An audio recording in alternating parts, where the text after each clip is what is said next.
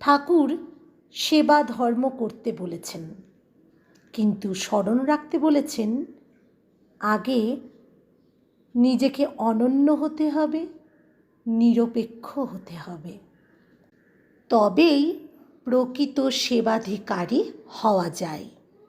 এই প্রসঙ্গে ঠাকুর মহন্ত মহারাজকে একখানি গল্প বলেছিলেন। সেই গল্পখানি আপনাদেরকে আজ আমি শোনাব। কৃষ্ণভক্ত নারদ বীণা বাজিয়ে সারাদিন হরিনাম করতে থাকেন, মহা আনন্দে চলতে থাকেন। কিন্তু তার মনে হঠাৎ একটা ক্ষোভ জন্মায়, একটা চাপা অভিমান জন্মায়। মনে হয় কোথাও হলেও তার প্রভু শ্রীকৃষ্ণ হয়তো ব্রজগোপীদের একটু বেশি আদর দেন, কারণ নারদ মুনি হচ্ছেন শ্রীকৃষ্ণের প্রধান ভক্ত, তাই তার সর্বপ্রথম তাঁর অধিকার। শ্রীকৃষ্ণ স্বয়ং অন্তর্যামী, তাই তার মনের কথা বুঝতে আর বেশিক্ষণ লাগলো না। তিনি বুঝতে পারলেন নারদ বড্ড অভিমান করেছে এবং দিনে দিনে হিংসে বা ক্ষোভ তার মনের মধ্যে জমা হচ্ছে। দেখল এই ব্যাপারটা তো দীর্ঘস্থায়ী হলে সাংঘাতিক ব্যাপার। তাই দেরি না করে স্বয়ং শ্রীকৃষ্ণ নারদমুনির বলল, আমার খুব শরীর খারাপ, আমি শিরোপীড়ায়, আমি খুব কষ্ট পাচ্ছি, আমার কাছে তুমি একবার এসো।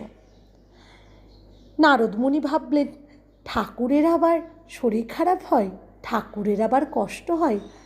তো এই কথা ভাবতে ভাবতেই তিনি মথুরায় উপস্থিত হলেন।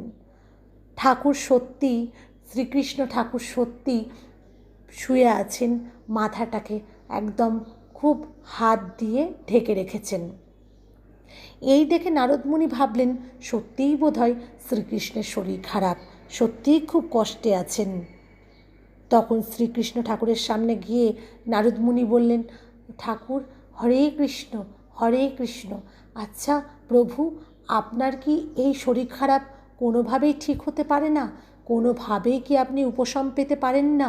কোনোভাবেই কি আপনার উপায় নেই? কারণ আপনি তো প্রভু, আপনিই তো স্বয়ং সৃষ্টিকর্তা। তখন শ্রীকৃষ্ণ বলে উঠলেন, নিশ্চয় আছে। যদি আমার কোনো প্রধান ভক্ত, আমার প্রকৃত ভক্ত, তার যদি পায়ের ধুলো আমাকে সারা শরীরে গায়ে বুলিয়ে দেয়, তবেই আমার এই রোগ নিরাময় হবে। এই কথা শোনার পরেই নারদ যেন নিজে আঁতকে উঠলেন। নারদ মুনি তখন বলে উঠলেন, এ কে বলেন প্রভু, এ কে বলেন?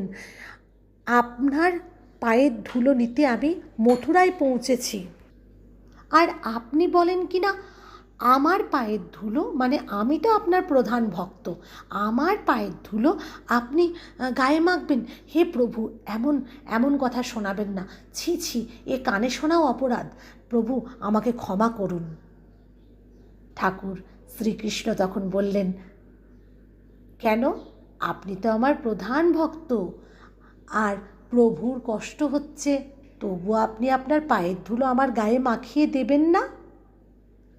এই কথা শুনে নারদ আরও যেন লজ্জায় পড়ে গেলেন, যেন তিনি আর নিজের কানে শুনতে পাচ্ছেন না। এই ত্রিভুবনে তিনি যেন প্রভুর কাছে এই কথা শোনার পর যেন মনে হচ্ছে তার লজ্জাতে মাথাটা কেটে প্রভুর কাছে চরণে দিয়ে দিতে পারে, কিন্তু প্রভুকে গায়ে, তার পায়ের ধুলো গায়ে মাখিয়ে এ কথা তিনি ভাবতেও পারছেন না।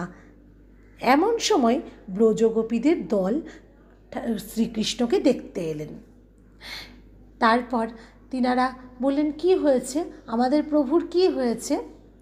তখন নারদমুনি বলে উঠলেন, খুব শিরোপীড়ায় কষ্ট পাচ্ছে, আমাদের প্রভুর খুব কষ্ট, খুব শরীর খারাপ। এই কথা শোনার পর ব্রজগোপীদের মনে খুব কষ্ট হলো। বলল, আমাদের প্রভু কি কোনোভাবেই ভালো হতে পারে না? কোনোভাবেই কি তার রোগ সারতে পারে না? নারদমুনি বললেন, আছে, উপায় আছে, কিন্তু এই উপায় আমি কি করে তোমাদেরকে বলি? না না, যে উপায় হোক আপনি খালি বলুন। মুনিবর, আপনি বলুন। তখন নারদমুনি বললেন, যদি কোনো তার প্রকৃত ভক্ত সত্যিই তার আসল ভক্ত হয়, আর সেই ভক্ত যদি তার পায়ের ধুলো প্রভুর গায়ে মাখিয়ে দেয়, তবেই প্রভুর এই রোগ থেকে মুক্তি, এই রোগ থেকে নিরাময়।